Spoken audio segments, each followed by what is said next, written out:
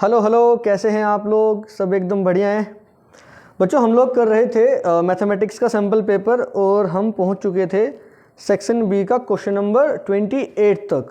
28 के दोनों पार्ट किए थे हमने। एक जो ऑप्शन में था वो भी किया था और जो 28 का क्वेश्चन नंबर फर्स्ट मतलब पार्ट फर्स्ट था वो भी हमने सॉल्व किया था। और अब हम चलने वाले हैं क्वेश्चन नंबर 29 की तरफ। सेक्शन बी का ही है, एक बार चेक कर लेने दो। सॉरी, सेक्शन सी का है भाई। सेक्शन बी तो हमने ख़त्म कर लिया था और सेक्शन सी के 28 तक पहुंच चुके थे हम। और आज हमें डिस्कस करना है क्वेश्चन नंबर 29। देखो ध्यान से सुनते रहना। क्वेश्चन नंबर 29 क्या बोल रहा है? आसान क्वेश्चन है, एनसीईआरटी का है ये वाला क्वेश्चन। हाँ, एनसीईआरटी का ये, और one of the most important question from the circle. Circle वाले चैप्टर से एक बढ़िया वाला क्वेश्चन जो बनता है वो ये भी है, तो इसको ध्यान से सुनिएगा। फिगर आपके सामने आ जाएगी। हमारे पास पूरा सैम्पल पेपर है और आपके पास फिगर। फिर भी एक बार बना देते हैं, ध्यान से देखो। एक लाइन दी गई है और एक लाइन और दी गई है, दोनों की दोनों लाइन पैरेलल हैं। मान लीजिए, मान क्या लीजिए, L गिवन है और ये M गिवन है। L और M दोनों लाइन पैरेलल हैं और A एंड B पे टेंजेंट है। सर्कल भी ड्रॉ किया गया है। ये देखो ध्यान से। सर सर्कल अच्छी तरीके से ड्रॉ नहीं हुआ है, कोई बात नहीं, भावनाओं को समझो आप लोग, है ना। ये A है और ये क्या है भैया, B। A और B पॉइंट पे ये लाइन दोनों टेंजेंट है। उसके बाद बोला है the tangent at C makes an intercept DE।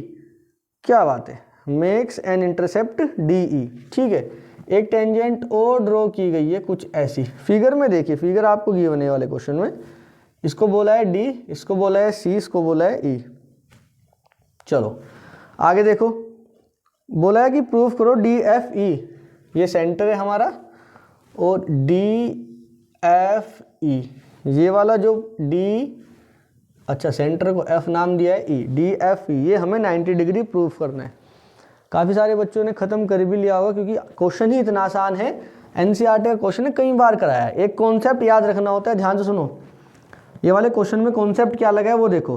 Concept ये लगा है कि एक सर्कल होता है, सर्कल से अगर आप सर्कल के किसी भी सर्कल में, क्या बोल रहे हैं, सर्कल पे किसी भी एक्सटीरियर पॉइंट से अगर आप टेंजेंट ड्रॉ करते हैं दो, और मैक्सिमम दो टेंजेंट ही ड्रॉ कर सकते हैं किसी भी एक्सटीरियर पॉइंट से सर्कल पर। अगर आपको दो टेंजेंट ड्रॉ करनी हो तो कुछ ऐसी ड्रॉ होती है। आप यहाँ से भी कर सकते हैं, उधर से भी कर सकते हैं, कहीं से भी, कोई भी पॉइंट ले लो सर्कल के बाहर, वहाँ से आप मैक्सिमम ज़्यादा से ज़्यादा दो टेंजेंट सर्कल पर ड्रॉ कर सकते हैं। दो से ज़्यादा टेंजेंट ड्रॉ नहीं कर सकते। ये वाला भी क्वेश्चन बनता है कि कितनी टेंजेंट आप ड्रॉ कर सकते हैं। अब हमने इसको सेंटर बोला था, यहाँ से इसको ज्वाइन कराया था, रेडियस बन गया था, और ये वाली लाइन को अगर हम ज्वाइन करा देते हैं तो कुछ ऐसी फिगर बन जाती है। हम इसको नाम देते हैं ABC और ये सेंटर मान लेते हैं O। हम यहाँ क्या बताने की कोशिश कर रहे हैं, अब थोड़ा ध्यान से सुनना, कि जो एक्सटीरियर पॉइंट से हम दो टेंजेंट ड्रॉ कर रहे हैं, वहाँ पे जो एंगल बनता है ये वाली लाइन सेगमेंट से जो कि सेंटर को ज्वाइन कर रही है, ये वाला जो एंगल यहाँ पे बनता है, ये दोनों एंगल एक दूसरे के इक्वल होते हैं। मतलब एंगल 1 और इसको अगर एंगल 2 नाम दे तो एंगल 1 और एंगल 2 दोनों एंगल इक्वल होते हैं। अरे ये माइक का वायर लगा भैया, नहीं आज कभी उस दिन की तरह गड़बड़ हो जाए, नहीं ठीक है एकदम। आप समझ रहे हैं क्या? एंगल 1 और एंगल 2 दोनों क्या होते हैं, इक्वल। कैसे? ये दोनों ट्रायंगल कॉन्ग्रुएंट कर देते हैं हम लोग। अगर आपको नहीं पता तो आप अभी के लिए तो याद ही रखें, हालांकि आपको पता होना चाहिए अगर आपने सर्कल पढ़ा है कि ये वाला इसके इक्वल होता है, ये वाला टेंजेंट ये वाला टेंजेंट इक्वल होता है, ये दोनों में कॉमन हो जाती है। तो ऊपर वाला ट्रायंगल और नीचे वाला ट्रायंगल कॉन्ग्रुएंट हो जाता है, दोनों ट्रायंगल कॉन्ग्रुएंट हो जाते हैं। तो ये वाला एंगल इस वाले एंगल के इक्वल बन जाता है और ये वाला एंगल इस वाले एंगल के इक्वल बन जाता है। हालांकि इसमें एक और चीज़ बताने की है, बट वो नेक्स्ट क्वेश्चन ये वहाँ से सोल्व कर देंगे। तो एक्सटीरियर पॉइंट से जब टेंजेंट ड्रॉ करते हैं और वो वाली लाइन सेगमेंट के साथ जो सेंटर को ज्वाइन कर रही है, वहाँ पे दोनों एंगल बराबर बन जाते हैं, ऊपर वाला एंगल नीचे वाले एंगल के बराबर। मतलब ये AO एंगल A को बाइसेक्ट करता है, वो O को भी बाइसेक्ट करेगा। इसको 3 मानो, इसको 4, तो 3 और 4 भी आपस में बराबर हो जाते हैं। ये कॉन्सेप्ट आप यहाँ लगाओ। देखो ध्यान से, ये वाला एक्सटीरियर पॉइंट दिखाई दे रहा है, बिल्कुल दिखाई दे रहा है। DA एंड DC, सर दो टेंजेंट भी दिखाई दे रहे हैं, बिल्कुल सही बात है, लिखो DA and DC are two tangents, और कहाँ से ड्रॉ की गई है, इसको रफ करते हैं। और चलो साइड में लिखते हैं। कहाँ से ड्रॉ की गई है? एक्सटर्नल पॉइंट डी से। Are two tangents drawn from point D. D point से दो टेंजेंट ड्रॉ की गई हैं। बिल्कुल सही बात है सर। इसको मानो क्या कुछ भी मानो, 1 मानो। देखो समझो ये वाला जो ये वाला 1, नीचे वाला कितना है 2। दिखाई दे रहा है क्या आपको? छोटा तो नहीं हो गया ज़्यादा? एक मिनट में देख लेता हूँ। ऊपर वाला 1 और नीचे वाला क्या है 2। समझ पा रहे हैं क्या आप लोग? देखो ध्यान से, ऊपर वाला 1 और नीचे वाला क्या है? एंगल 2। ठीक है, ये वाला 1 है और ये वाला एंगल क्या है 2। फिर भी लिख देता हूँ मैं। लेट कर लिया हमने, एंगल ADF को 1 माना है और एंगल CDF को एंगल 2 माना है। अरे इतना लिखना क्यों है वैसे, बिना किसी वजह के? वो अगर फिगर में आप शो कर दोगे कोई भी समस्या का विषय नहीं है, बस मुझे लग रहा था आपको कभी दिखाई ना दे रहा हो। ऊपर वाला एंगल 1 है, ADF एंगल 1 है, CDF एंगल 2 माना है। नाउ एंगल 1 किसके बराबर होगा? एंगल 2 के। इसको मानो इक्वेशन फर्स्ट। ठीक उसी तरीके से यहाँ पे एंगल 3 बनाओ, यहाँ पे एंगल 4। एंगल 3 सिमिलरली लिखना बस। हाँ, एंगल 3 बराबर किसके होगा? एंगल 4 के। इसको एंगल 2 मानो। एक्सटीरियर पॉइंट है अभी, एक्सटीरियर पॉइंट से दो टेंजेंट ड्रॉ की गई है। ये EF सेंटर को ज्वाइन कर रही है लाइन, तो ये वाला और ये वाला दोनों आपस में क्या होंगे? दोनों इक्वल होंगे आपस में। ठीक है, बिल्कुल सही बात है। अब ध्यान से सुनना, L और M, हाँ दो टेंजेंट थी और दोनों टेंजेंट एक दूसरे के पैरेलल थी। हाँ, एक दूसरे के पैरेलल थी। लिखना L parallel to M, L tangent M tangent के पैरेलल है। सो इसलिए angle ADE plus angle BEC दोनों को ऐड करके 180 डिग्री बनना चाहिए। साइड में लिखोगे को इंटीरियर एंगल। कोई समस्या का विषय है क्या इसमें? भाई आसान बात है तो पता होनी चाहिए तुम्हें। अगर नहीं पता है तो 10th में गड़बड़ से आ गए तुम हैं। क्या बात कर दी सर आपने, अब तो करके दिखाएंगे। ADC BEC ये पूरा और इधर वाला पूरा, अंदर अंदर के एंगल है ना। अरे मान लो ये टेंजेंट और ये टेंजेंट बाहर ड्रॉ की है। DE ये हमारी वो है, DE हमारी क्या है? इंटरसेक्ट कर रही है दोनों टेंजेंट को। तो ये वाला एंगल और ये वाला एंगल, दोनों एंगल का सम 180 डिग्री, को इंटीरियर एंगल।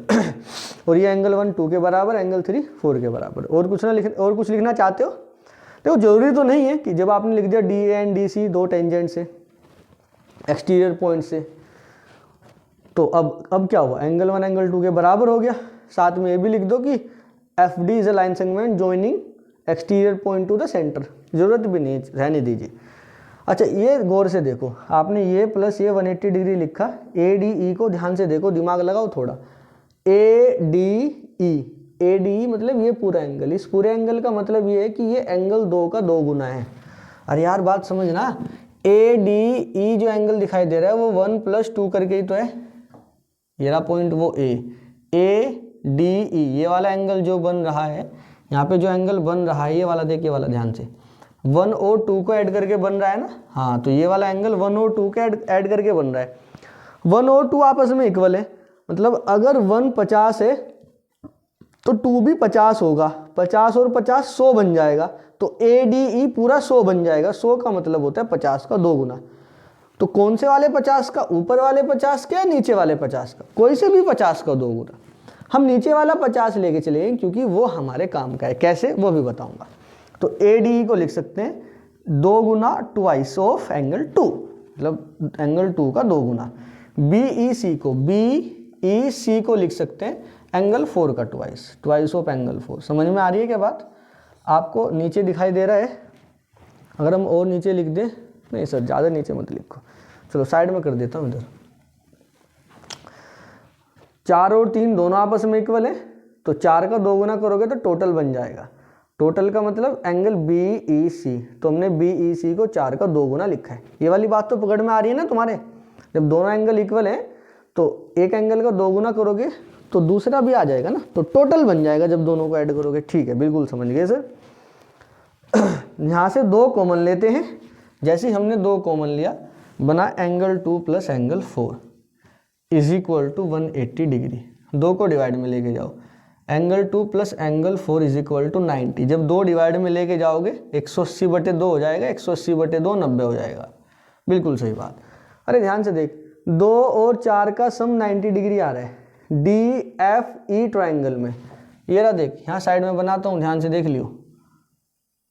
DFE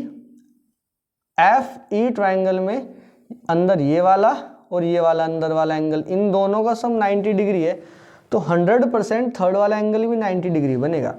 ट्राइंगल में तीनों एंगल का सम 180 डिग्री हो जाता है। अगर 2 ही एंगल का सम 90 डिग्री आ जाता है तो तीसरे वाला एंगल को तो 90 होना ही पड़ेगा। बिल्कुल सही बात है। तो डायरेक्ट भी लिख सकते हैं, थोड़ा कर भी सकते हैं। इन ट्राइंगल DFE ट्राइंगल में ये वाला एंगल, एंगल 2 और angle 4 plus angle F, angle 2 plus angle 4 plus angle DFE is equal to 180 degree. ठीक है, DFE इक्वल टू 180 डिग्री। 2 और 4 मिला के 90 बन रहे हैं, तो इन दोनों की जगह 90 रखा है, plus angle DFE is equal to 180। 90 उधर लेके जाओ तो एंगल DFE आ जाएगा 180 माइनस 90 90। बस यही तो प्रूफ करना था। हाँ, यही लाना था ना। हाँ, angle DFE is equal to 90 proof करना था। अब बाद में थोड़ा स्टाइल में लिखो HP, हैंस प्रूव्ड। हाँ ये तो हम लिखते हैं बहुत अच्छी तरीके से जब बाद में प्रूफ हो जाता है ना, हैंस प्रूव। आसान था ना यार, कुछ था क्या इसमें। ये लाइन इसके पैरेलल, ये प्लस ये इक्वल टू 180, एंगल 2 का ट्वाइस लिखा, एंगल 4 का ट्वाइस लिखा, 2 कॉमन लेके 180 को डिवाइड किया 90 हुआ, ये दोनों 90 तो ये भी 90, खत्म कहानी। कॉन्सेप्ट ये वाला याद रखना है कि ये दोनों बाइसेक्टर, ये वाली लाइन ये पूरे एंगल का बाइसेक्टर होता है, यानी एंगल 1 एंगल 2 के बराबर होता है, एंगल 3 एंगल 4 के बराबर होता है। इज दैट क्लियर, यस और नो? जल्दी बताओ। Yes sir. अच्छा यस सर कह रहे हो, okay, note it down fast. चलते हैं क्वेश्चन नंबर 29 का बी पार्ट भी है क्या? Yes sir, okay. चलिए क्वेश्चन नंबर 29 का बी पार्ट करते हैं। बड़ा अच्छा क्वेश्चन है। बी पार्ट बोले तो 29 ही है, बी नहीं ओ है, और लिखो। आपको या तो फर्स्ट वाला करना था या फिर जो ये आने वाला ये करना है। अच्छा क्वेश्चन है। भी बोला है prove that tangents drawn at the ends point of a code of a circle makes equal angle with the code. बड़ा आसान है, ध्यान से देखो। फिगर बना देते हैं, हालांकि आ गई होगी बट फिर भी हम बना देते हैं।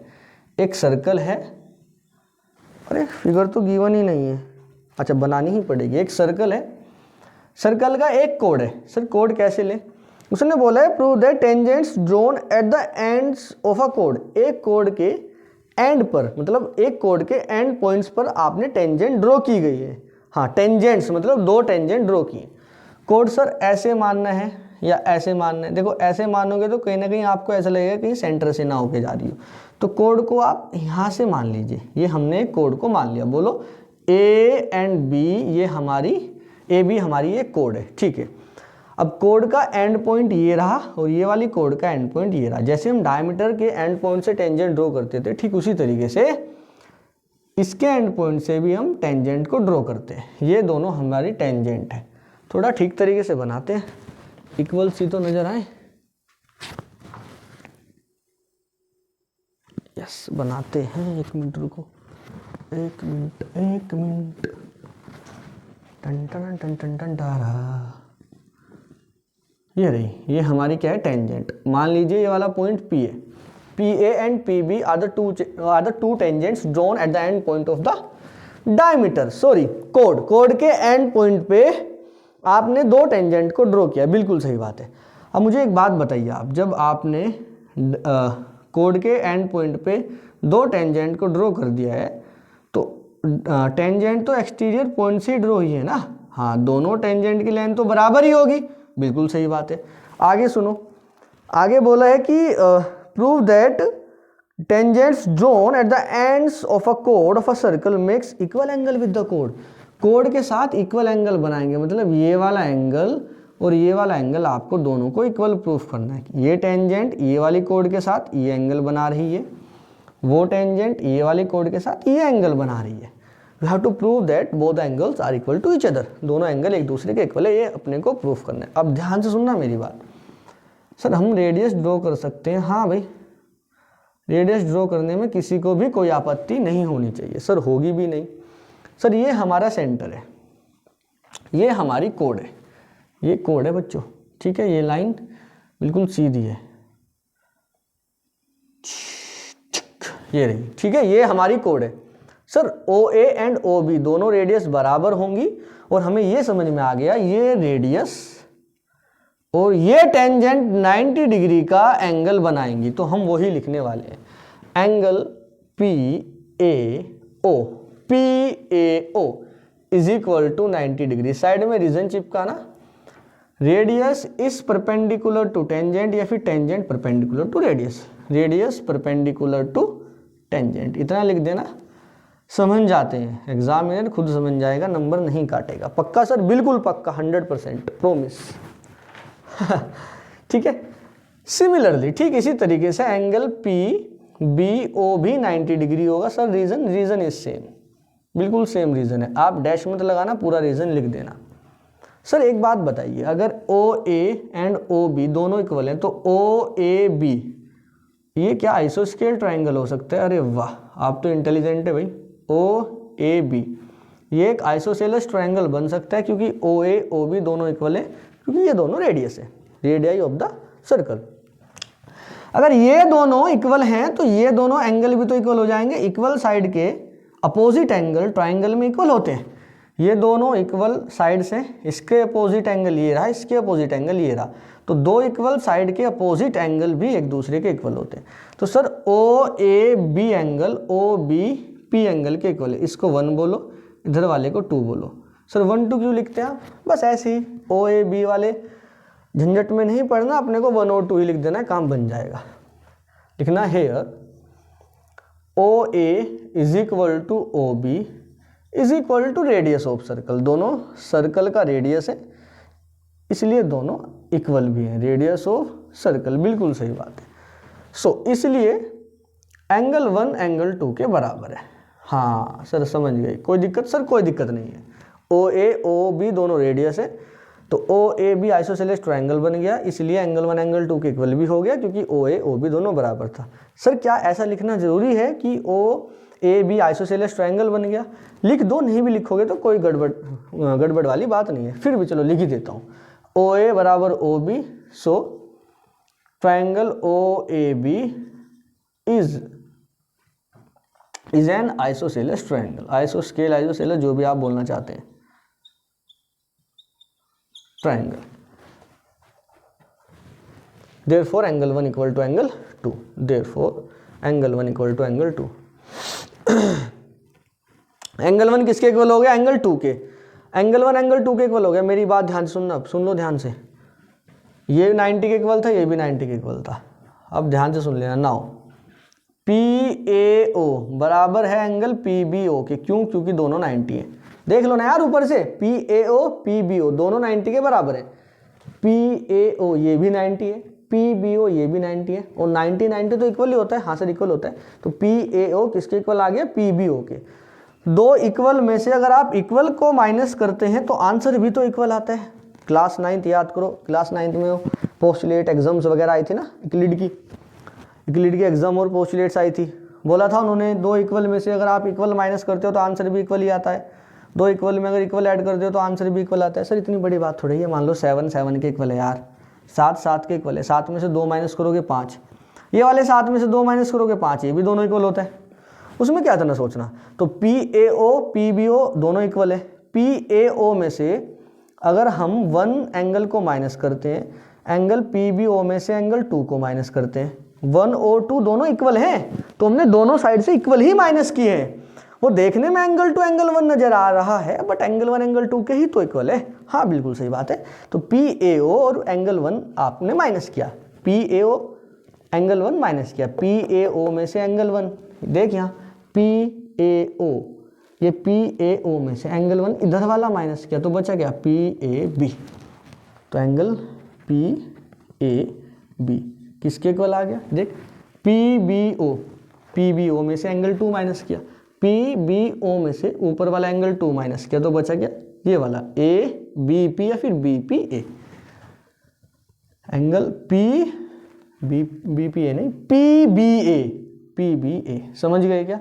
और क्या ये दोनों एंगल कोड के साथ बन रहे हैं, क्या आपको दिखाई दे रहा है ये?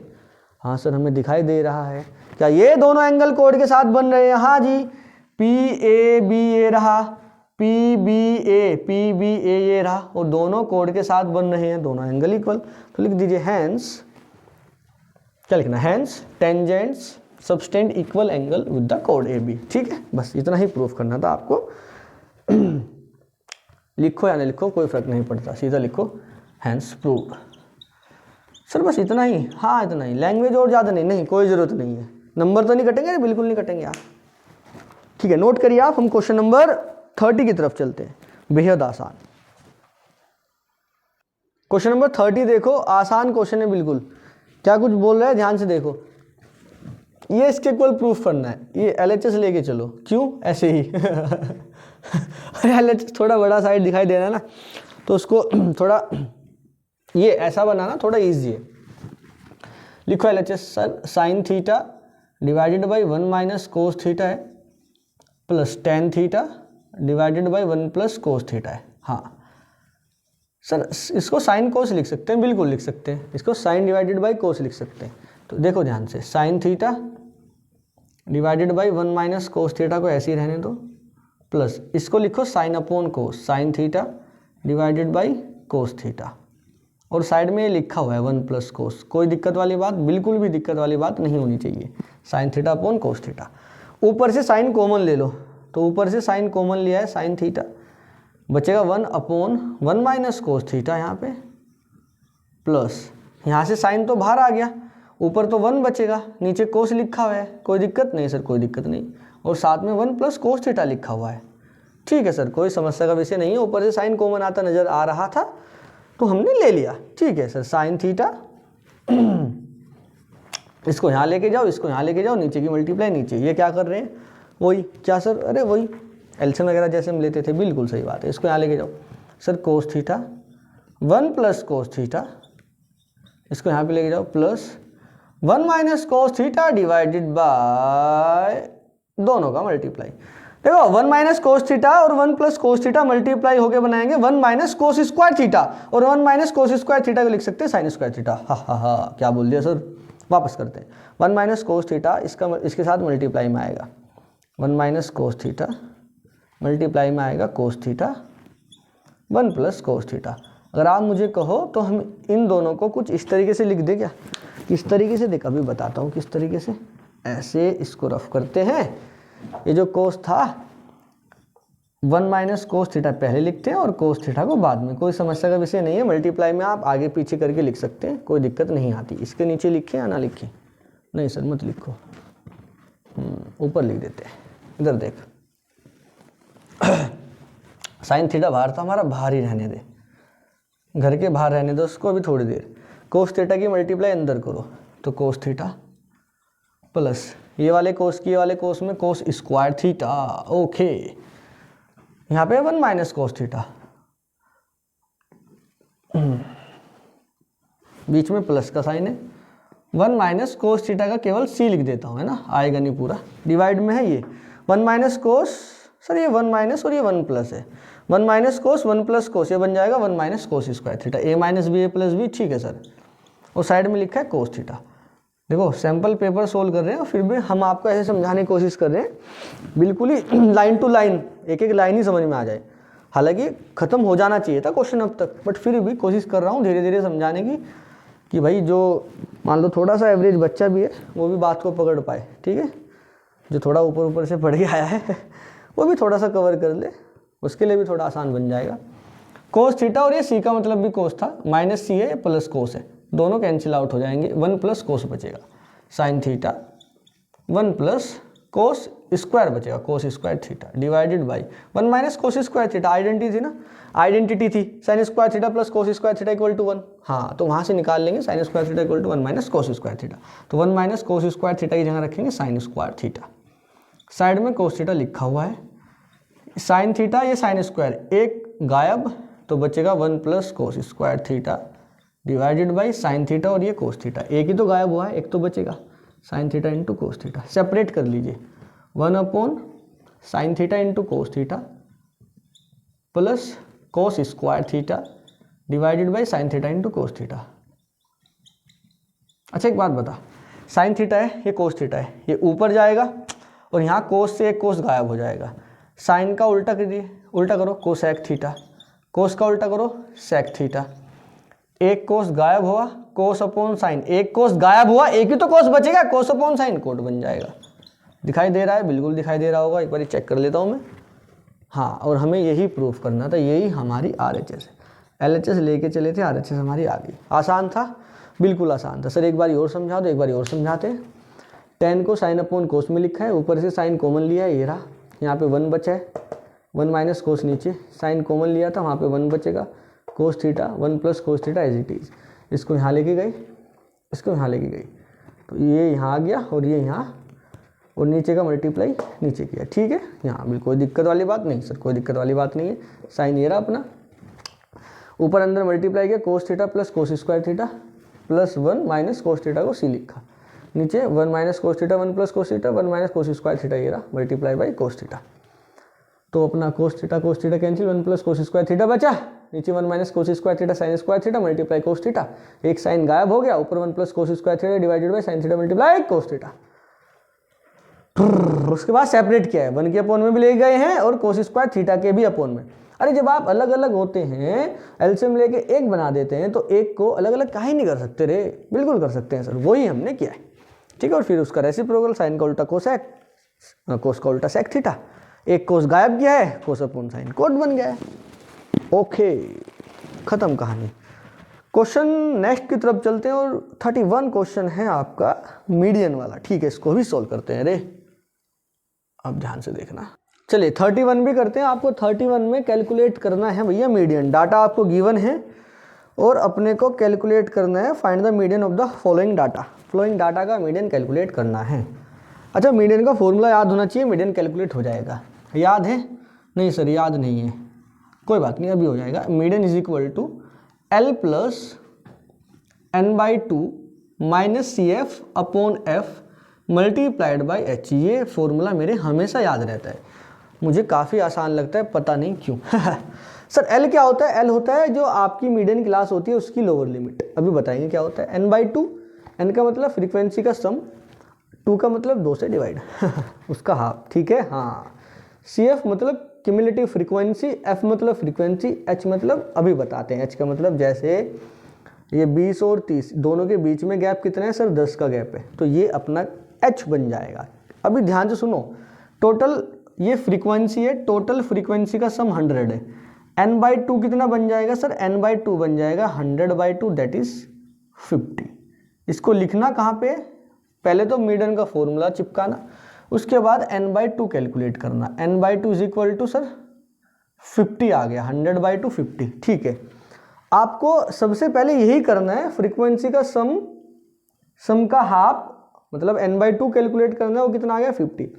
अब आपको अपनी फ्रीक्वेंसी में एक नंबर ढूंढना है which is just greater then 50, जो कि n/2 से एकदम बड़ा हो। सर 8 है, 8 के बाद 16 है, 16 के बाद 36 है। हाँ सर ये क्या कर रहे हैं आप? CF तो भी निकाला ही नहीं बच्चों, सॉरी बच्चों, सॉरी गलती से मिस्टेक हो गई। इससे पहले एक और गलती हम माफ़ी चाहते हैं। यही उम्र है कर ले, गलती से मिस्टेक। एक और बनाना था आपको CF क्यूमुलेटिव फ्रीक्वेंसी, एक अपना बॉक्स और बनना था बच्चों, वो हमारे याद नहीं रहा, हम भावनाओं में बह गए। CF कैलकुलेट करना, उसके बाद मीडियन का फॉर्मूला लिखना, उसके बाद सोल्व होगा। अभी करते हैं, कोई बात नहीं। चलो, ये जो फ्रीक्वेंसी के नीचे 8 से स्टार्ट किया गया, इसको यहाँ पे एज इट इज ऐसे ही, ये वाला 8 बन गया। ठीक है, अब 8 में 16 ऐड कर दो, 24। अब ऐसे ही नीचे ऐड करते चले जाओ, 8 ऐसे लिखा, 8 और 16 ऐड किया 24, और 24 और 36 ऐड कर दो, 60 बन गया। ठीक है, हाँ। 60 और 34 ऐड करो, 94 हो गया। 94 और 6 ऐड करो, 100 हो गया। 100 ही आना था, नीचे वाला वही आता है जो टोटल सम होता है। यहाँ तक हो गया, बिल्कुल हो गया। अब मीडियन का फॉर्मूला याद करो, L plus N by two minus C F upon F multiply by H. L तो अभी कैलकुलेट होगा, उससे पहले आपने बताया था सर n बाई टू, सबसे पहले n बाई टू कैलकुलेट करना, n बाई टू कितना आया 50। अब CF में ढूंढना है just greater then 50। n by to से ये मीडियन निकालने का प्रोसीजर यही है, n बाई टू कैलकुलेट करो, उससे पहले CF वाला बॉक्स बना लेना, 8 को एज इट इज रखो, नीचे वाले ऐड करते जा रहे हैं, ध्यान से देखो, ठीक है। ये दोनों ऐड करके यहाँ पे लिखा, ये दोनों ऐड करके यहाँ पे लिखा, ये दोनों ऐड करके यहाँ पे लिखा, और ये दोनों ऐड करके यहाँ पे लिखा। अब CF में आपको ढूंढना है just greater then 50। n by to जो आता है उससे एकदम बड़ा ढूंढ लो। 8, 24, 24 के बाद आता है 60। देखो 24 तो 50 से बड़ा नहीं है, लेकिन 24 और 60 में तुरंत ही 60 ऐसा नंबर है जो 50 से बड़ा आ जाता है। हाँ, अगर 24 और 50 के बीच में मान लो 53 आ जाता तो हम 53 को ही कंसिडर कर लेते। समझ पा रहे हैं आप लोग? बिल्कुल समझ पा रहे हैं। बड़ा ढूंढना है, 50 से जस्ट ग्रेटर, 50 से बड़ा 51 भी आ जाता तो हम उसको ही कंसिडर करते। 50 से बड़ा होना चाहिए, ठीक है, जस्ट ग्रेटर देन 50। 50 से तुरंत बड़ा 24 तो नहीं है, 24 के बाद तुरंत 60 आ जाता है, हालांकि बड़ा 94 भी आ रहा है, लेकिन हम 94 को कंसिडर नहीं करेंगे, हम 50 से तुरंत बड़ा 24 के बाद आता है 60, ये वाले डाटा में, तो हम 60 को ही पकड़ के बैठ जाएंगे क्योंकि वो 50 से बड़ा है। 24 तो नहीं ले सकते क्योंकि 24 तो 50 से छोटा है। हाँ, तो अब ये जो आपका 50 है, इसको ध्यान से गौर से देखो, इसके आजू बाजू चलने की कोशिश करो, उधर तो चलने से कोई फायदा नहीं है। 60 जो आपने कंसिडर किया उसके इधर आ जाओ। हाँ, ये आपकी बन जाएगी फ्रीक्वेंसी, ठीक है। अब इधर आओ, ये आपकी बन जाएगी मीडियन क्लास। क्या बन जाएगी? Median class. मीडियन क्लास में जो पहली लिमिट लिखी, जो पहले ही लिखा हुआ है, ध्यान से देखो, ये बन जाती है लोअर लिमिट L। ये क्या बन जाती है? Lower limit. ये क्या है? Upper limit. लोअर लिमिट और अपर लिमिट का डिफरेंस कितना है? 10। तो H कितना आ जाएगा यहाँ पे? 10, जो हमने आपको अभी अभी बताया था। समझ पा रहे हैं? बिल्कुल सर समझ पा रहे हैं। n बाई टू से बड़ा गया, हम तुरंत उसके सामने गए, वो फ्रीक्वेंसी हो गया, उसके सामने मीडियन क्लास हो गया, पहले नंबर पे लिखा है वो L, इन दोनों के बीच का गैप 10, माइनस में नहीं, बड़ा में से, बड़े में से छोटा माइनस करना है, 30 में से बीच गए 10, उठा के फॉर्मूले में चिपकाओ, आंसर आ जाएगा। Median is equal to L। L कितना है सर? L है 20। 20 प्लस n बाई टू अभी निकाला 50 माइनस CF। सर फ्रीक्वेंसी कितना होगा CF? हाँ, इसके ऊपर पहुंच जाना, जो आपने just greater than n by two check किया है ना, ये जो 60 चेक किया था अभी हमने, इसके ऊपर पहुंच जाना, ऊपर वाला CF माना जाता है। तो ये क्या हो गया हमारा? 24 डिवाइडेड बाई फ्रीक्वेंसी, फ्रीक्वेंसी तो यही 36, मल्टीप्लाई बाई हाइट कितना है सर? हाइट अभी अभी निकाला 10 का है, तो यहाँ पे 10 रखो। कोई समस्या का विषय नहीं सर? कोई भी समस्या का विषय नहीं है। सोल्व कर दो। 20 50 माइनस 24 करो, 26 आ गया, डिवाइडेड बाई 36 मल्टीप्लाई बाई 10। इसको डिवाइड करो 20 प्लस 2 से 13 18 मल्टीप्लाई बाई 10। अभी नहीं हो रहा ना, चलो कोई नहीं। 20 प्लस 130 बटे 18, 20 प्लस 18 कम 18, कितना चलेगा? 18 सत्ते 126, 7 बार 126 चलेगा, 4 बचेगा, पॉइंट लगा के 0 बढ़ 18 36, 27.2 के आसपास आ रहा होगा, 27.2, 27.2। हाँ, वो नीचे दिखाई, ओके ओके ओके, इधर लिखते हैं। चलो इसके सामने लिख देता हूँ, मीडियन निकाला है हमने, मीडियन इज इक्वल टू 27.2। एक बार आंसर मैच कर लेंगे, इसका आंसर हमारे पास थे 10 हाँ 27.2 यही आ रहा है। वेरी गुड, क्या बात है सर, कैलकुलेशन एकदम ठीक किया आपने आज तो। हाँ भाई, आज तो एकदम बढ़िया हुई है।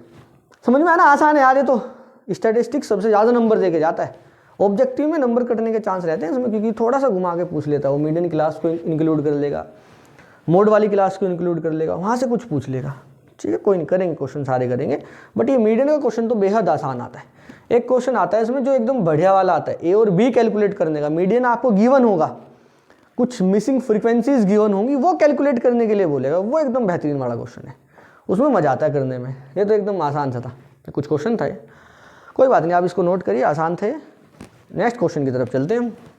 वो आएगा, ए और बी कैलकुलेट करना भी आएगा, वो नेक्स्ट सैम्पल पेपर में। वो क्वेश्चन नंबर 32 भी खत्म करते हैं आसान क्वेश्चन क्वाड्रेटिक से पूछा गया है। बोला है कि find the value of m for which quadratic equation this has equal root. Equal root होंगे, बहुत पूछा जाता है ऐसा क्वेश्चन इक्वल रूट वाला। ये वाली क्वाड्रेटिक के रूट इक्वल है, तो इक्वल आते ही तुरंत दिमाग में आना चाहिए d is equal to B square minus 4ac जो होता है वो 0 के बराबर होता है इक्वल रूट में। बिल्कुल सही बात है। अच्छा m is not equal to 1 -1, इसका क्या खेला है भैया? इसका खेला ये है, अगर m की वैल्यू -1 बन जाती है और -1 आप यहाँ पे रखेंगे, -1 + 1 0 बन जाएगा, 0 × y स्क्वायर 0। ओहो, और यहाँ पे रखोगे -1 अगेन, -1 + 1 0, 0 × y अगेन 0, तो ये 0, ये वाली टर्म भी 0, ये बचेगा। अगर ये बचा तो भैया क्वाड्रेटिक कहाँ से बन जाएगा? हाँ समझ गए ना, क्वाड्रेटिक है y में। अच्छा क्वाड्रेटिक में इक्वल रूट गिवन है, मतलब बी स्क्वायर माइनस 4ac 0 के बराबर रहा होगा। b की वैल्यू सर y की मल्टीप्लाई में जो लिखा है वो b होता है, y की मल्टीप्लाई में लिखा है -6m + 1, ये हमारा क्या हुआ b, तो b की जगह लिखो -6m + 1 टोटल का स्क्वायर, बी स्क्वायर, हाँ जी, -4। a की वैल्यू कितना है सर? y स्क्वायर की जो मल्टीप्लाई में लिखा है। हालांकि आपका वो ऐसे होता था ना, ax square plus bx plus c is equal to 0, X square की मल्टीप्लाई में a, x की मल्टीप्लाई में b, कॉन्स्टेंट टर्म c। यहाँ पे एक्स स्क्वायर की जगह वाई स्क्वायर है, उससे घबराना नहीं है, ठीक है। a की वैल्यू है सर m + 1 मल्टीप्लाई c की वैल्यू है 3m + 9। कोई दिक्कत नहीं सर, कोई भी समस्या का विषय नहीं है। इज इक्वल टू 0, -6 का स्क्वायर 36, m + 1 का स्क्वायर, अभी ओपन नहीं करना है इसको, ठीक है। 4 3 = 12, m + 1 और ये m + 9 इज इक्वल टू 0, क्योंकि ये हो गया 4 × 12, m + 1 कॉमन ले लो, तो m + 1 आ गया कॉमन, साथ में 36 और 12 में से 12 भी कॉमन ले लो, तो m + 1 बाहर आया, m + 1 का स्क्वायर था, एक m + 1 बचा है, 36 में से 12 बाहर आया, 3 बचा है, 12 3 = 36, ओके, माइनस बचा है, m + 1 बाहर, 12 बाहर, यहाँ बचा है m + 9। सर हम इसको उधर भी तो लेके जा सकते हैं, ये पूरा टर्म उधर, हाँ लेके जा सकते हैं, कोई दिक्कत नहीं, वहाँ से m + 1 कट हो जाता तब भी सोल्व हो जाता, बट आप इसको ऐसे करना, कुछ समझ में आएगा। यहाँ से 12 m + 1 3m + 3 -m + 9, इसको सोल्व करो, देखो इसका मल्टीप्लाई इसमें करोगे 3m बनेगा, ये -m, अरे कर ही देते हैं, 3m इसका मल्टीप्लाई इसमें +3 -m ± -9 इज इक्वल टू 0। अब बात समझने की थोड़ी सी चेष्टा करना, हाँ नया वर्ड, हाँ जी नया वर्ड चेष्टा, भावना, ऐसे वर्ड आ रहे हैं। 3m -m 2m +3 -9 -6 बचेगा, इज इक्वल टू 0। अब मेरी बात समझने की कोशिश करो, 1 2 3 नंबर मल्टीप्लाई में, हाँ आप लोग तो ऐसे करते हैं भैया 12 नीचे जाएगा, 0 - 12 गायब, ठीक है वो भी ठीक है, चलो उसको ही रहने दो, छोड़ो। हालांकि हम ये कुछ समझते हैं कि 3 नंबर मल्टीप्लाई में है, 12 तो कभी भी 0 के इक्वल नहीं हो सकता ना, तो ये तो कभी भी 0 नहीं बनेगा, इन तीनों में से अगर एक भी 0 हो जाएगा तभी तो मल्टीप्लाई करके 0 आएगा, हाँ तो 12 तो 0 नहीं हो सकता। m + 1 अगर 0 के इक्वल रखते हैं हम, m + 1 अगर 0 के इक्वल रखते हैं, यहाँ से m की वैल्यू आएगी -1, जो कि एक्सेप्टेबल नहीं है, क्योंकि उसने खुद कहा था m की वैल्यू -1 नहीं होनी चाहिए। दिखाई दे रहा है क्या नीचे से? हाँ इतना दिख रहा है, वेरी गुड, क्या बात है। तो m -1 नहीं हो सकता, m की वैल्यू क्या नहीं हो सकती? -1 नहीं हो सकती। समझ में आता है? तो मतलब ना तो ये 0 रहा होगा और ना ही m + 1 0 रहा होगा, केवल यही 0 रहा होगा 2m - 6। हाँ तो 2m - 6 को ही 0 के इक्वल रखो, ठीक है। तो यहाँ पे लिख देना, क्या लिखना है, रफ करते हैं पहले इसको, लिखना हेयर 12 0 के बराबर नहीं हो सकता, ऑल्सो m + 1 भी 0 के बराबर नहीं हो सकता, सो इसलिए ओहो टन टन टन टन टन टारा टन टन टन,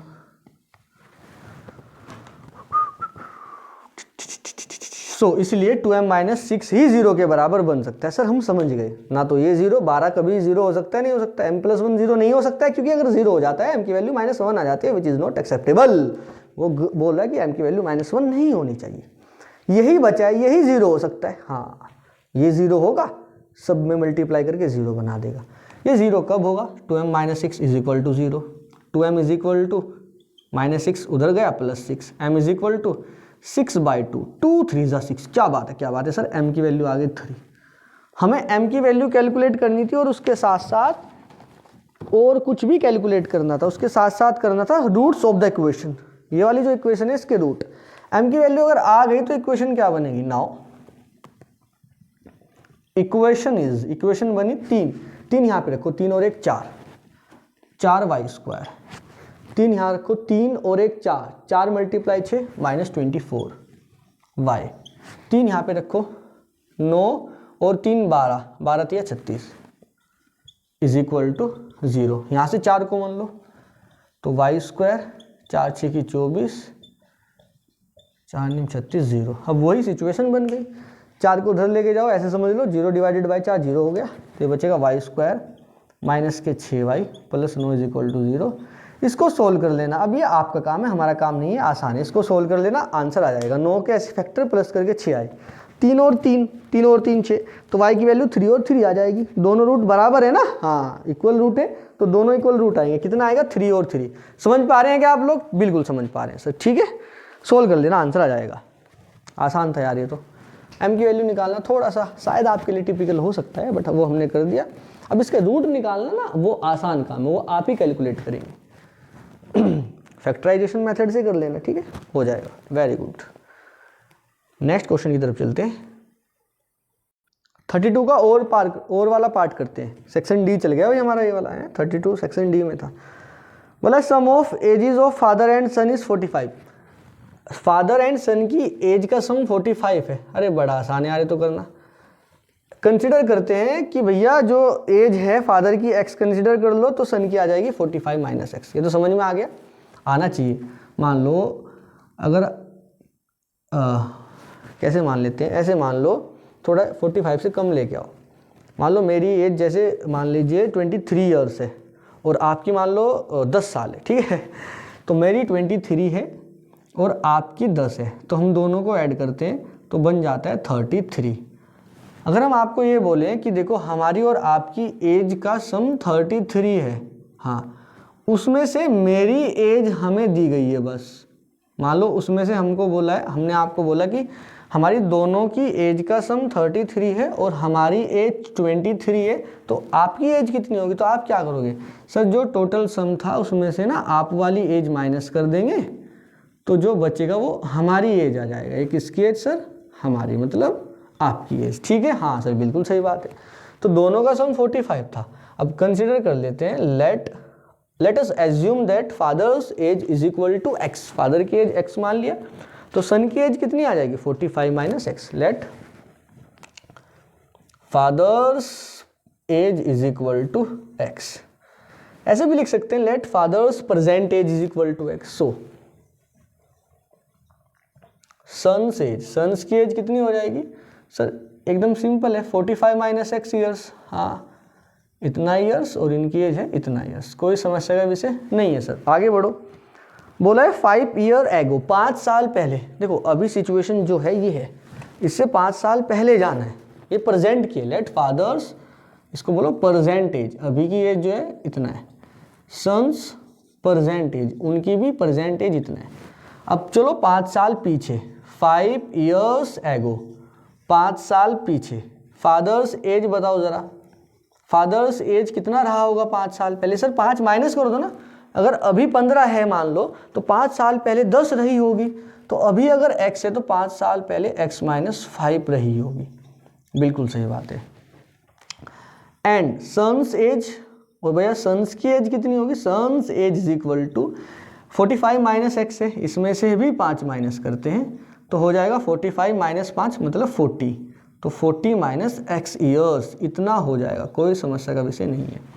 आगे बढ़ो जरा। उसने बोला है प्रोडक्ट ऑफ देयर एजेस, 5 साल पहले की बात करके बोला है कि 5 years ago product of their edges is 124। Now question के अकॉर्डिंग टू क्वेश्चन, ATQ बोले तो अकॉर्डिंग टू क्वेश्चन, ABT नहीं ATQ अकॉर्डिंग टू क्वेश्चन, दोनों का जो एज अब बना है उनका प्रोडक्ट कर लीजिए आप, उनका प्रोडक्ट करके आएगा 124, कोई समस्या का विषय नहीं है, ठीक है। हाँ 124, यस। अब दोनों का मल्टीप्लाई करो, इसका मल्टीप्लाई इसमें 40x, ठीक है, इसका मल्टीप्लाई इसमें माइनस के 5x, 40x माइनस के 5x तो आ जाएगा 35x। अब इसका मल्टीप्लाई इसमें करोगे तो माइनस के 200, इसका मल्टीप्लाई इसमें तो माइनस के x स्क्वायर कर लेना, यही आ जाएगा इक्वल टू 124। सब उधर लेके जाओ तो x स्क्वायर उधर जाएगा पॉजिटिव हो जाएगा, 35x उधर जाएगा नेगेटिव हो जाएगा, 200 उधर जाएगा पॉजिटिव हो जाएगा, 324 बन जाएगा इज इक्वल टू 0। अब सोल्व कर सकते हैं क्या, आपको दिखाई दे रहा है? हाँ, सोल्व कर सकते हैं क्या? अब आप जल्दी बताओ, कुछ गड़बड़ किया क्या? 40x, ओह माइनस माइनस प्लस 5x तो 45, हाँ ठीक है ठीक है, 40 और 5 35, इसको 45 कर लेना भाई कैलकुलेशन में, यही उम्र है कर ले गलती से मिस्टेक बेटा हो जाता है कभी कभी यार। अब मल्टीप्लाई कर लेना, ये आ जाएगा। ठीक है, अब इसको सोल्व कर लो। कैसे सोल्व करोगे सर? अरे देख लो ना, फैक्टराइजेशन मेथड लगाओ। 324 कैसे फैक्टर जिनको प्लस करके 45 आए।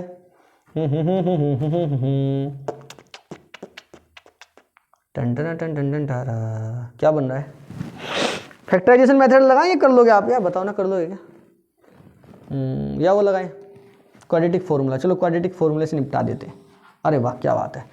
तो x इज इक्वल टू, याद है, minus B plus minus under root B square minus के 4ac divided by 2a।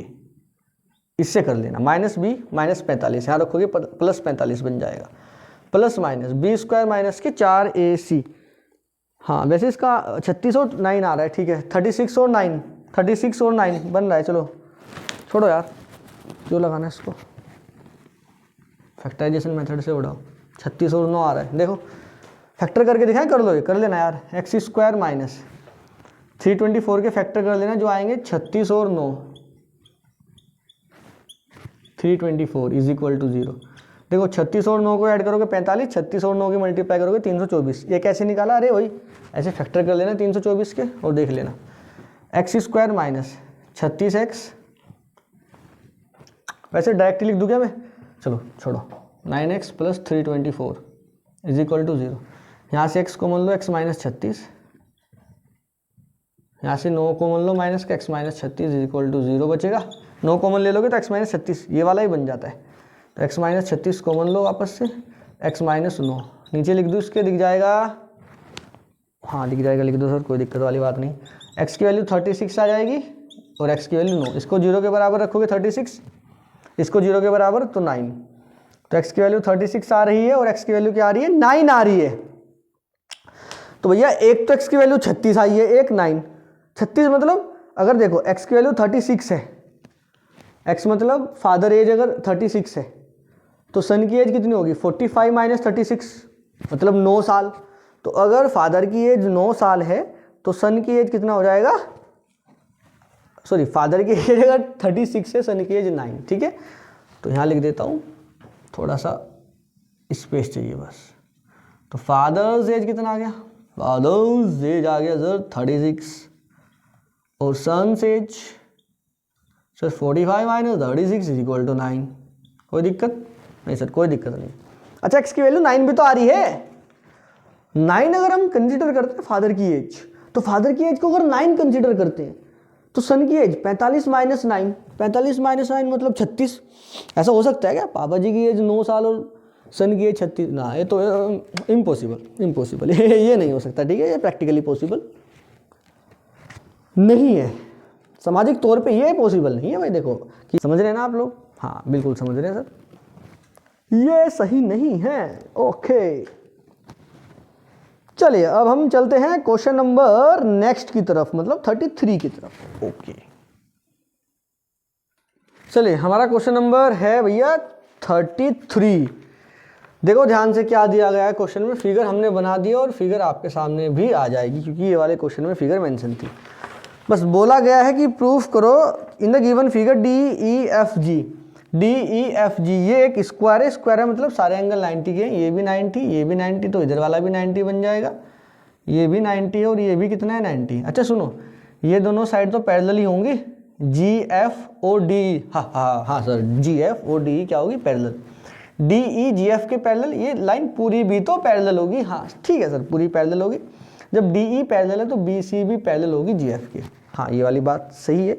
Angle B ए सी ये वाला एंगल 90 गिवन है। आपको प्रूफ क्या करना है? फर्स्ट पार्ट आपको प्रूफ करना है ए जी एफ यानी ऊपर वाला ट्राइंगल। सिमिलर प्रूफ करना है डी बी जी के। तो इन्हीं दो ट्राइंगल में उठा लो, in triangle A G F and triangle D B G, इन दोनों ट्राइंगल उठा लेते हैं। ये वाले दोनों ट्राइंगल में क्या कुछ हो रहा है, ध्यान से देखो गाइस। ओके गाइस, सुनिए मेरी बात, ध्यान से सुनो। एंगल ए जो कि 90 डिग्री के बराबर है, क्या वो बराबर होगा ये वाले एंगल के? ये जो डी बन रहा है इधर, हाँ, तो इसको लिखो एंगल जी ए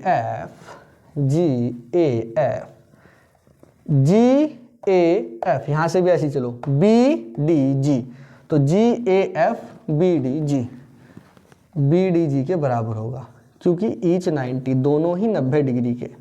हाँ सर, दोनों ही 90 के, ये वाला 90 तो ये भी 90, लीनियर पेयर, ठीक है 180। समझ गए आप, ये 90 दोनों को मिलाकर 180, तो ये भी 90 आ जाएगा, ऐसे ही वहाँ, ठीक है। यहाँ से जी ए एफ ऐसे चले, तो यहाँ से भी ऐसे ही चलना है बी डी जी, दोनों 90। ओके, अच्छा एक बात और सुनिए यार ध्यान से, जब ये लाइन इसके पैरेलल है तो ये वाले एंगल दोनों बराबर हैं, कोरस्पोंडिंग एंगल। देख जी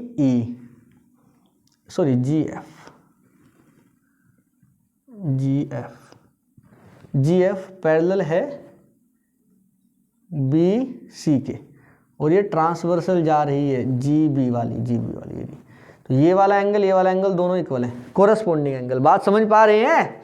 हाँ सर बिल्कुल समझ पा रहे हैं, बिल्कुल आसान है, कोई भी दिक्कत वाली बात नहीं है। ओके चलो, तो एंगल ए जी एफ तो इधर से डी बी जी होगा, देख लो वही होगा डी बी जी, तो डी बी जी कोरस्पोंडिंग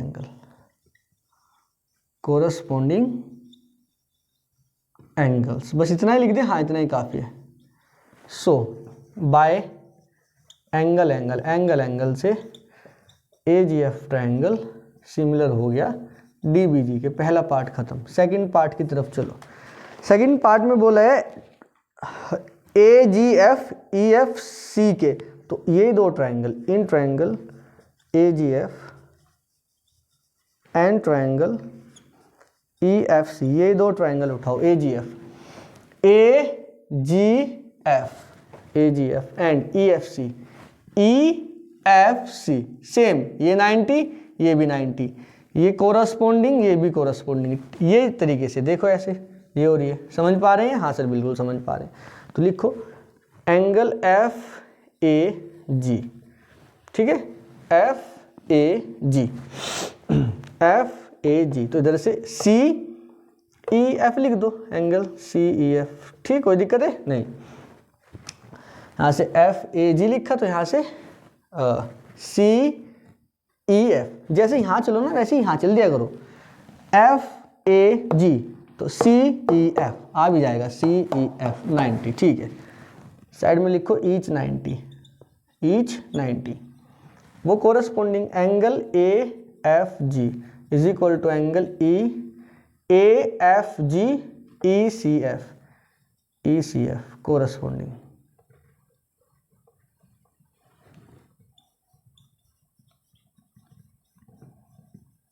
कोरस्पोंडिंग।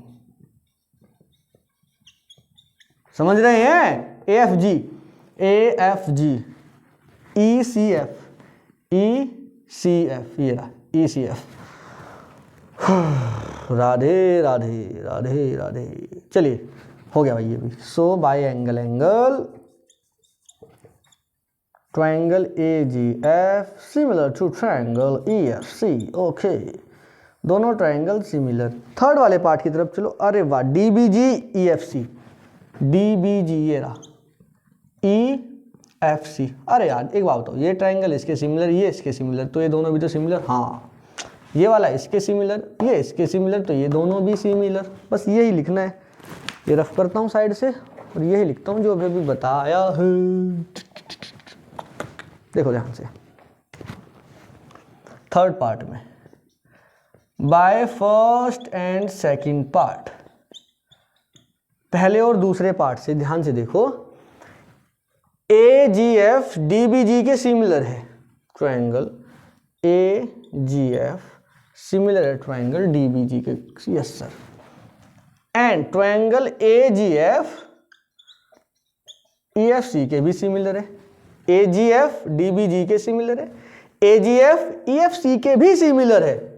हाँ अब सुनो, ये इसके भी सिमिलर, ये इसके भी सिमिलर, तो ये दोनों भी सिमिलर, सो ट्रायंगल डी बी जी भी सिमिलर हो जाएगा ट्रायंगल ई एफ सी के। हाँ सर बिल्कुल हो जाएगा। थर्ड वाला पार्ट यही था D B G E F C के। हाँ फोर्थ की तरफ चलो, ध्यान से देखो, यहाँ आ जाएगा क्या, कोशिश करते हैं, आना तो चाहिए। देखो now by part third part से ट्रायंगल डी बी जी सिमिलर है जी ट्रायंगल ई एफ सी के। अगर सिमिलर है तो वो लगा सकते हैं कि कोरस्पोंडिंग साइड का रेशियो प्रोपोर्शनल होता है। अरे क्या कह रहे हैं, कोरस्पोंडिंग साइड का रेशियो इक्वल होता है, या फिर ये बोलो कोरस्पोंडिंग साइड प्रोपोर्शनल होती है। तो इसको रफ करते हैं, यहाँ पे सोल्व करते हैं। तो आसान ही था क्वेश्चन यार।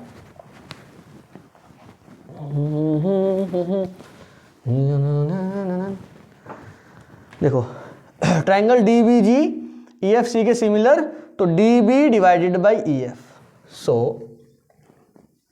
D B divided by E F is equal to B G divided by F C, B G divided by F C is equal to D G divided by E C, D G divided by E C. हाँ proof क्या करना है, D E का square, D E बोले तो ये, अच्छा D E जी F के बराबर है। हाँ और जी एफ जी डी के बराबर और जी डी एफ ई के बराबर, क्योंकि स्क्वायर है। हाँ तो जहाँ भी तेरे को एफ ई नज़र आ रहा है या डी जी नज़र आ रहा है, जहाँ भी डी जी नज़र आ रहा है वहाँ पे डी ई लिख दे। तो ये डी जी नज़र आ रहा है तो यहाँ पे डी ई लिख दे, कोई दिक्कत है क्या? नहीं सर कोई भी दिक्कत नहीं। और ई एफ जहाँ नज़र आ रहा है वहाँ भी लिख सकते हैं। हाँ तो D B divided by E F ये रहा ई एफ, ये भी डी ई के इक्वल है। क्यों?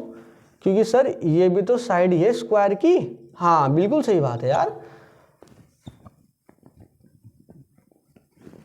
ई सी यहाँ लिखना, क्योंकि ई एफ बराबर किसके, डी ई के, और ई सी अरे क्या लिखा था हमने, हाँ D G, and D G भी किसके बराबर है, डी ई के। कोई दिक्कत है क्या? नहीं सर कोई दिक्कत नहीं है। देखना ध्यान से, ये डी जी डी ई के बराबर है क्योंकि स्क्वायर की साइड है तो यहाँ पे डी ई लिखा। ये ई एफ ये भी डी ई के बराबर है क्योंकि स्क्वायर की साइड है। डी ई का स्क्वायर बन गया, हाँ बन गया, देखिए ना डी ई का स्क्वायर बी डी ई सी, तो इसकी मल्टीप्लाई इसमें डी ई का स्क्वायर, इसकी मल्टीप्लाई इसमें, ये बीच वाला गायब कर दे। जो नहीं चाहिए होता उसको आप अपनी मर्जी से हटा सकते हैं। हाँ ऐसे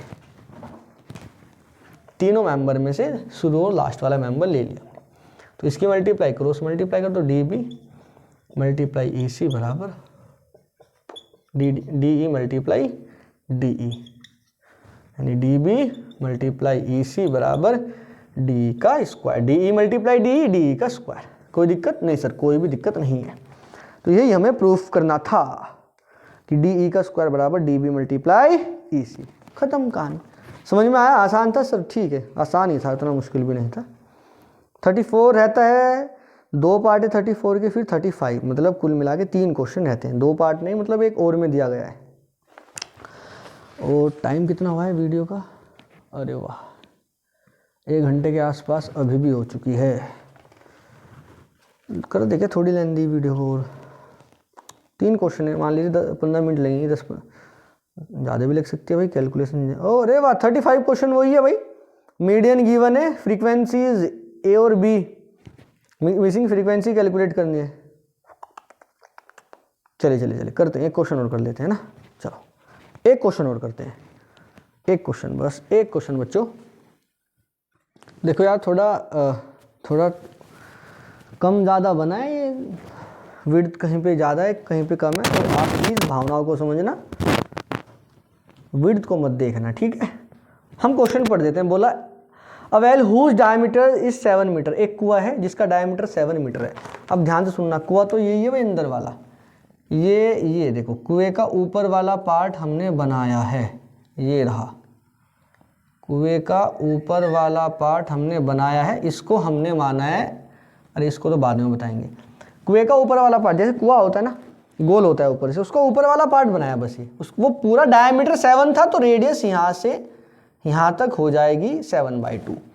आपने मिट्टी खोद के बाहर निकाला और आपने मिट्टी निकाला 22.5 मीटर डीप खोदा उसको, has been dug 22.5 metre deep and the earth dug out is used to form an embankment around it.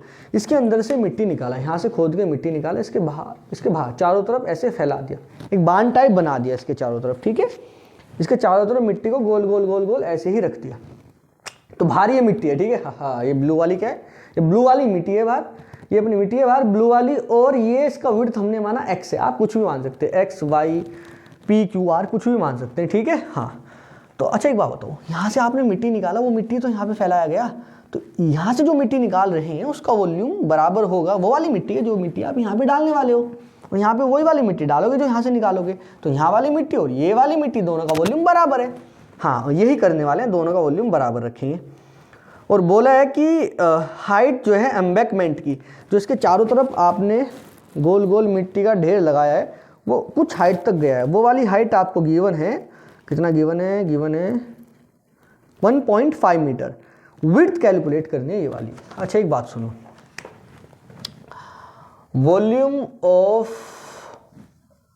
Earth dug out is equal to, volume of earth dug out का मतलब वो अर्थ मतलब मिट्टी, सही लिख देना, कोई दिक्कत वाली बात नहीं है, ठीक है, इज इक्वल टू वॉल्यूम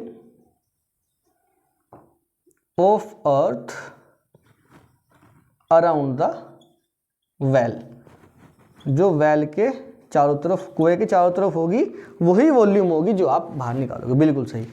बाहर कितनी मिट्टी निकालोगे? सर ये गोल गोल सिलेंडर बनता है कुआं, ध्यान से देखना नीचे तक सिलेंडर होता है। सर पाई r स्क्वायर h निकालेंगे, r कितना रखोगे? r रखेंगे सर इसका कुएं का 7/2, हाँ, इज इक्वल टू हाइट कितना रखोगे सर? हाइट 22.5 मीटर, ठीक है।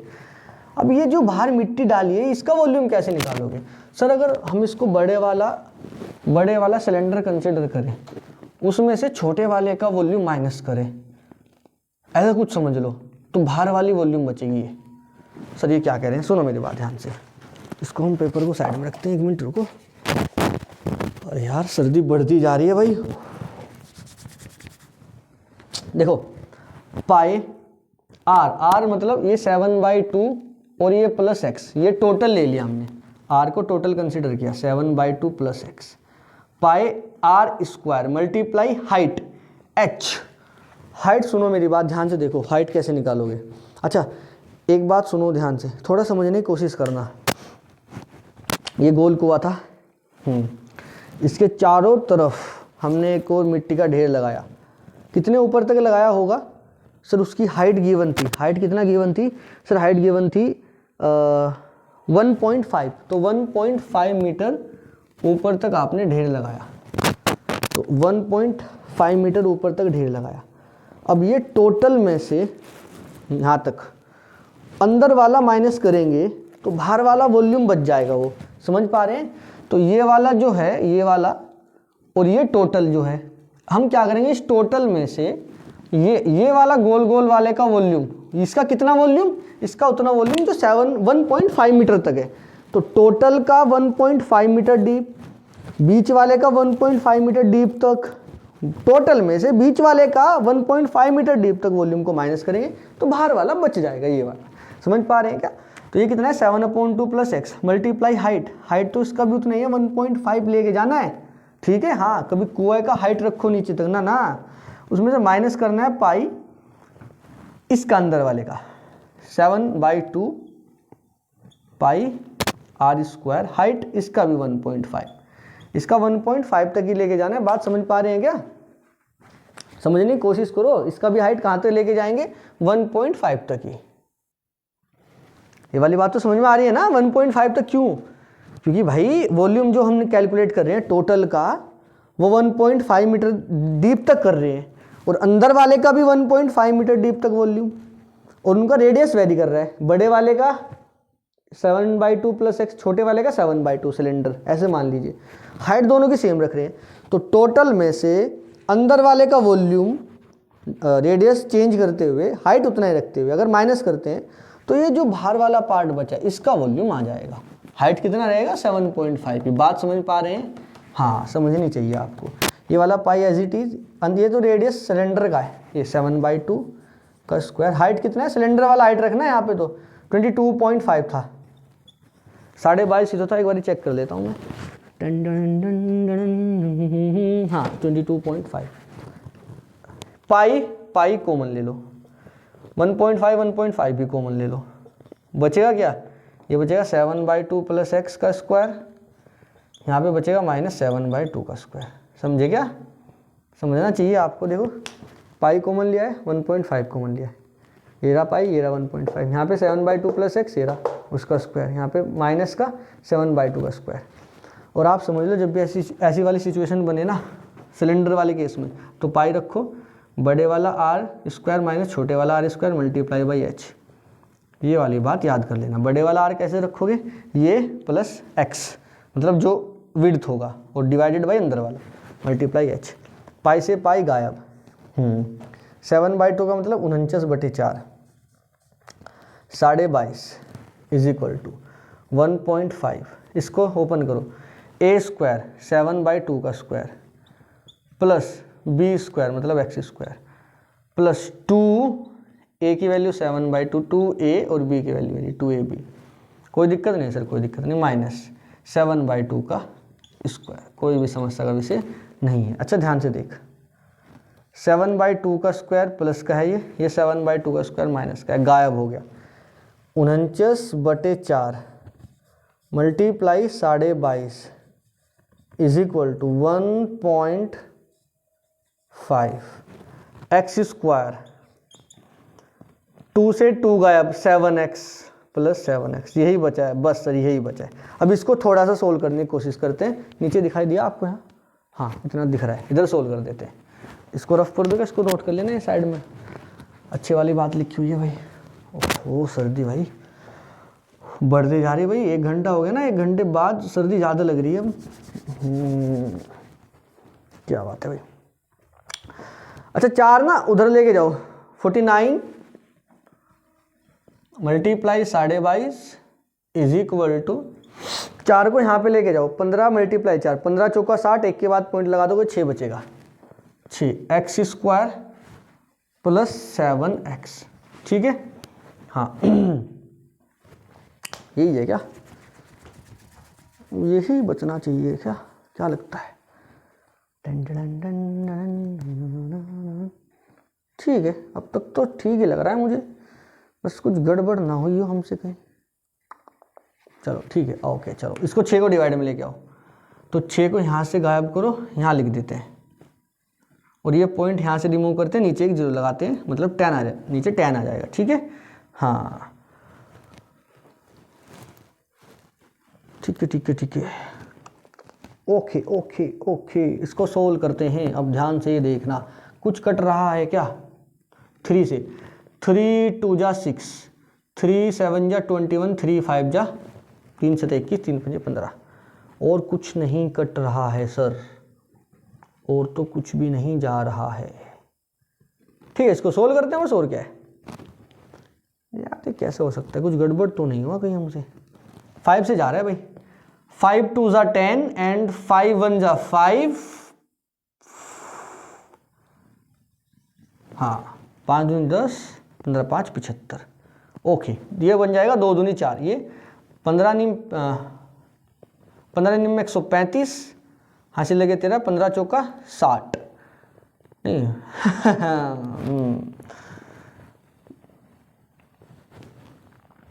135 13, 15 चौका 60 और 13 73, 3 2 दूनी 4 इधर चला गया, 4x स्क्वायर 7 चौक 28x, 4 2 दूनी 4, 4 उधर चला गया मैं मल्टीप्लाई में। ठीक है,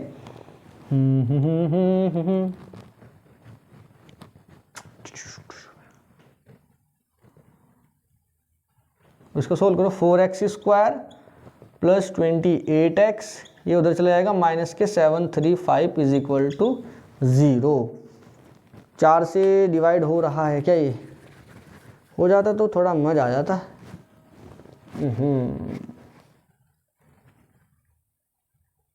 नहीं जा नहीं रहा है भाई कुछ, एक बारी ठीक है।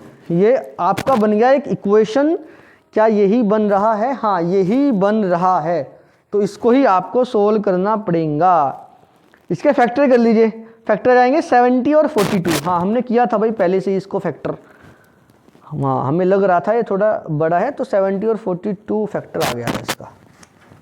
इसको फैक्टराइज कर लेना और आपकी x की वैल्यू आ जाएगी। करके दिखाएं? चलो हम करके दिखाते हैं, टाइम नहीं जाएगा, कर देंगे हम इसको जल्दी जल्दी फटाफट। यहाँ तक समझ में आया ना तुम्हारा? वो याद कर लेना जो साइड में भी लिखाया था, बाकी सब कैलकुलेशन है, कुछ नहीं है यार। 9th क्लास का सवाल है तो मुझे लगता है क्या बात करें सर? हाँ यार कुछ सवाल है, कोई सवाल है, कोई सवाल है यार।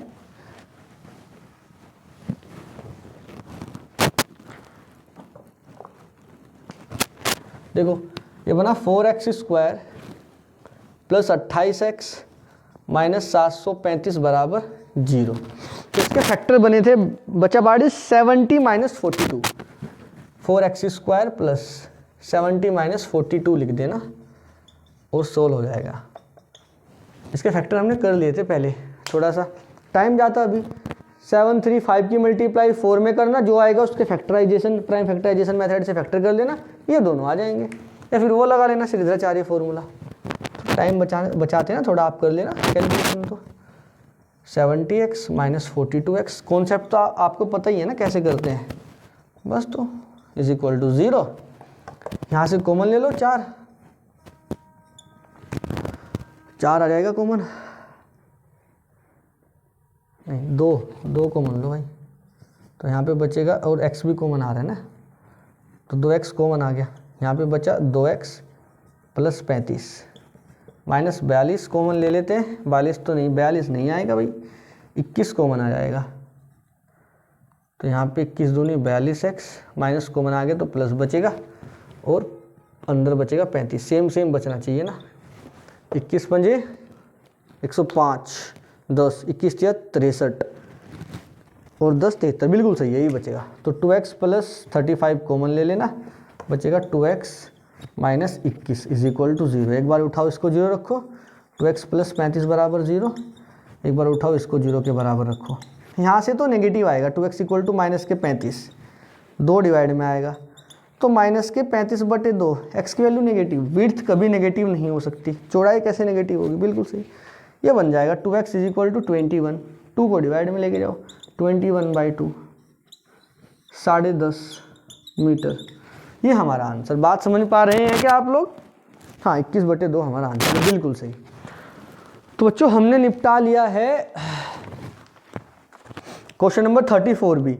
अब 34 का एक और वाला पार्ट है, उसको हम आपको दे देंगे अभी, आप उसको ट्राई कर लेना एक बारी, वो होना चाहिए आपसे। वो तो अच्छा सवाल है, वो तो एकदम अच्छे वाला सवाल है भाई 10th क्लास के लिए। और 35 भी एकदम बढ़िया वाला सवाल है। वो चलो वो तो 35 तो मैं ही करा दूंगा, आप 34 ट्राई कर लेना। तो बस ये वाली वीडियो में हम इतना ही रखते हैं। उसके बाद 1 2 3 4 5 क्वेश्चन रह जाते हैं। 1 2 3 4 हाँ 5 क्वेश्चन रह जाते हैं, और बस उसको हम कल ख़त्म कर लेंगे। और हमारा एक सैम्पल पेपर CBSE का ख़त्म हो चुका है। उसके बाद हम सेकंड सैम्पल पेपर की तरफ चलते हैं। ऐसे ही धीरे धीरे हम कई सारे सैम्पल पेपर सोल्व कर लेंगे। और इतने सारे सैम्पल पेपर जब हम सोल्व कर लेंगे तो हमें काफ़ी क्लैरिटी हो जाएगी कि क्वेश्चन कैसे सोल्व करते हैं, क्या कुछ कॉन्सेप्ट लग सकता है, टिपिकल से टिपिकल क्वेश्चन क्या बन सकता है, आसान से आसान क्वेश्चन क्या बन सकता है। जब हम दूसरा सैम्पल पेपर सोल्व करेंगे आपको लग जाएगा कि हाँ सर ये तो अभी करके आए थे। ठीक है, और अभी के लिए इतना ही। बाकी लोग आप पढ़ते रहो और सैम्पल पेपर लगाते रहो। चलिए बाय बाय बच्चों।